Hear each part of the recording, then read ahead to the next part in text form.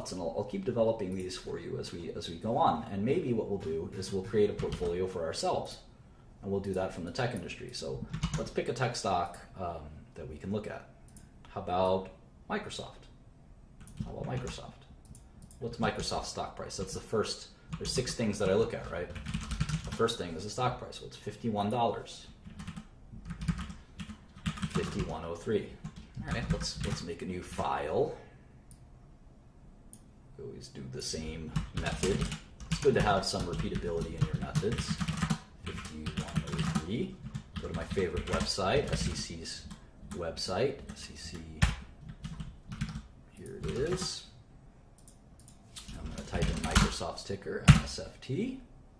There's the latest 10Qs right here.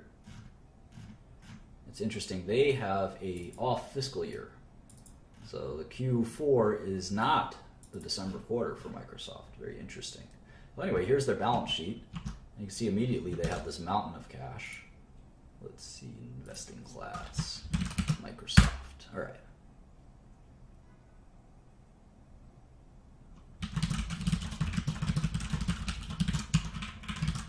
So they have, well, let's see, the first page of the 10Q tells us how many shares there are. There's 7.909 billion shares. And at one point, Bill Gates owned most of them. Bill Gates owned like 1 billion or 2 billion shares of Microsoft. Maybe he still does. Let's look on Bloomberg. Let's look on Bloomberg. Here he is. It's 200 million shares of Microsoft. William Henry Gates III. That's about a, what is that, $10 billion roughly? I think there's other Microsoft shares he owns that aren't listed here. Anyway, that's $404 billion, 79.302. That's the value of Microsoft, or their market cap. How about cash? I spied some cash here. Let's see, plus 7185, plus 95455. That's 100 billion right off the bat. There's equity and other investments of 11.4, so that's 111 billion. 111 billion. How about debt? There's a bunch of debt. 4679. Securities lending payable. They must be short some stocks. That's pretty cool. I was one of the only people that ever disclosed securities lending payable, because most companies don't use their cash to short stocks. I'm a big believer that companies have to use their cash for investments, but that's a long, long, long story. All right. So the enterprise value is smaller than the market cap, which means they have net cash. Net cash is what, like 70 billion? So they have enough cash right now to go buy a bunch of companies, maybe like Yahoo. I think there's a lot of people thinking Microsoft would buy Yahoo, which I think would be probably a good idea.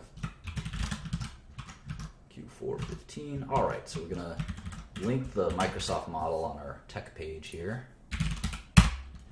We're going to multiply this by 7909. Gives the market cap. And then we're going to put down the net cash.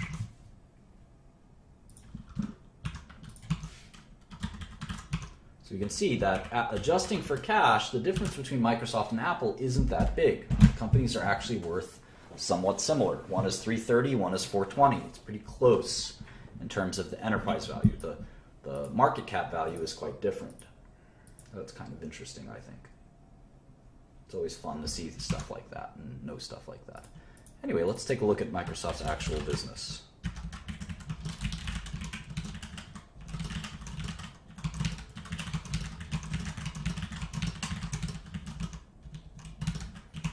Set up our model like we usually do. This only takes a GIF, and then we have it forever, which is always nice. So let's see, here's the income statement. You can see their quarterly revenue of 23.7 billion is smaller than most of the companies we've looked at. It's pretty similar to what IBM's, if I recall correctly. Or IBM had a little more. That's pretty similar to IBM's, 22 billion. Microsoft has much higher margins, as you'll see soon.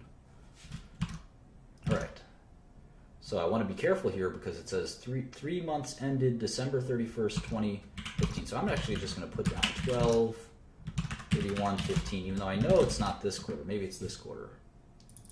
Let's guess. 2796, 9872.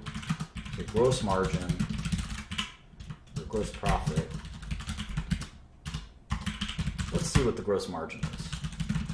Is that about a little lower than I thought? It used to be very, very high, but I think because they sell Xbox and other Surface and stuff like that, their margins are lower than they've ever been. All right, what else?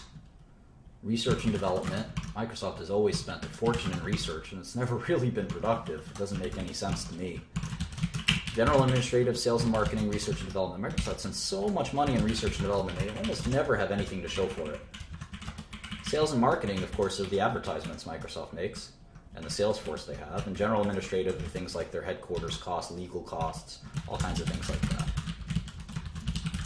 CEO salary that goes into general and administrative. So you can see their operating margin is a little healthier than most companies, 25%. How about interest? Interest is usually interest in other income. Microsoft usually has positive interest income. It's interesting that they don't, no pun intended. Taxes. Always like to look at the tax rate, see who's paying the most taxes. Microsoft is paying 15% taxes. How fair is that? You know, it'd be nice if I could pay 15% taxes. Or any of us, really, right? All right. You know, what's cool about finance is all of the lines are the same for every company, more or less. And the cool thing about Excel, I know a lot of you have been asking for some like Excel shortcuts and stuff like that, so I'll teach you a little bit. One of the things that you have to keep in mind is that the Control key, the Shift key, the Alt key, those are your friends. When you combine them with other keystrokes, you can, for instance, Control left and right allow me to it just forwards you to the next cell. That's important. Control up, down, same thing. And using the number pad on the right of your keyboards are useful. So I'll occasionally give you some hints like that, but it doesn't matter if you can do this in 5 minutes or 20 minutes. It doesn't make a difference. Understanding it is more important. Don't confuse rapidity with understanding. Two very different things. So interesting to see that Microsoft, for instance, see that Microsoft's revenue declined. Their revenue declined.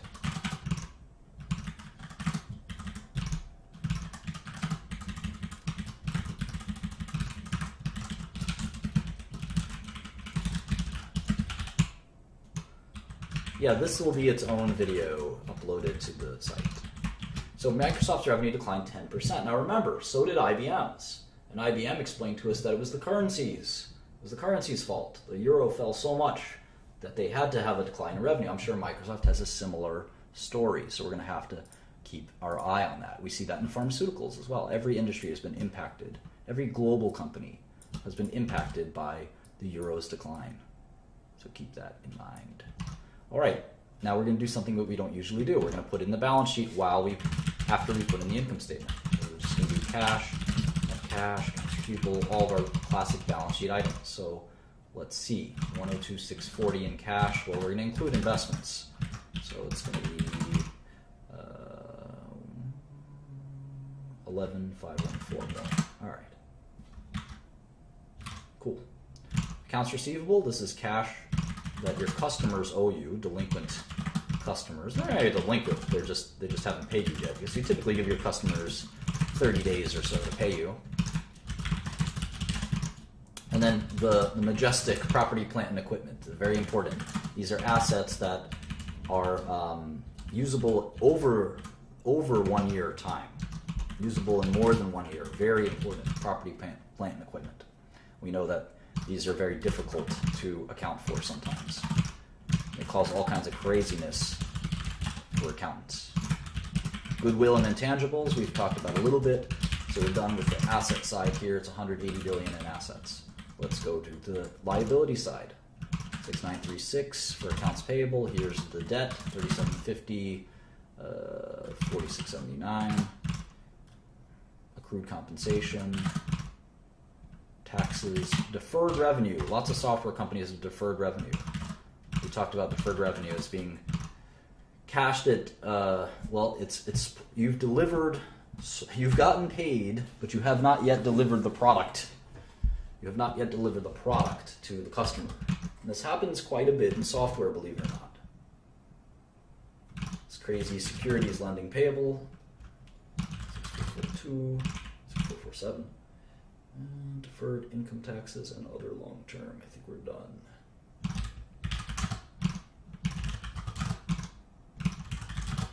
See if this equals $180 billion.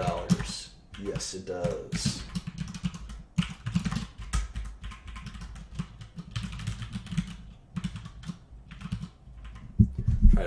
Try to move the keyboard a little bit. I'm sorry that it's so loud.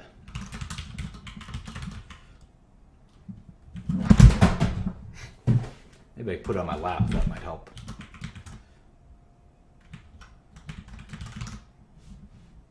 $6447. What's 6447? Other.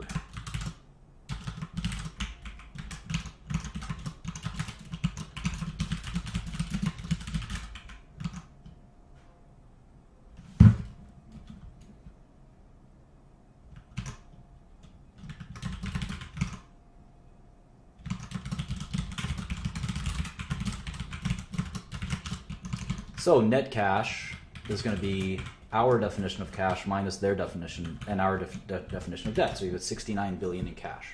We're going to forecast their cash balance from here on out. So that's going to be pretty important. Here's their 10Q before this one.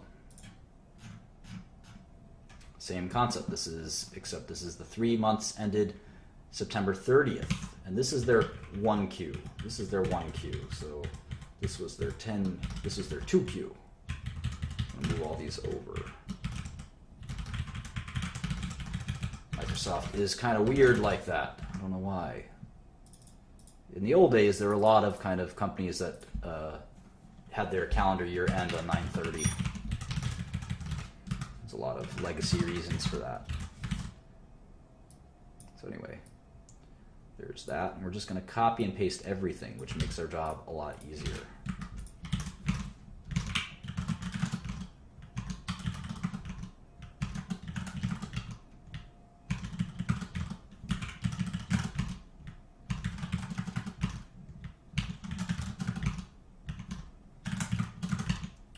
This is very easy to just plug in once you have all the formulas.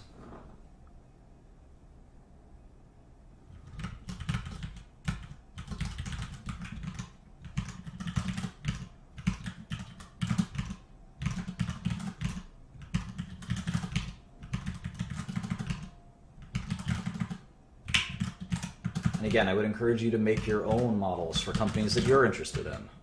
And you feel free to send them to me, and I'll tell you if you did something right or wrong, or if you have any questions. I'd be happy to look at them. I love looking at financial statements. It's my favorite thing.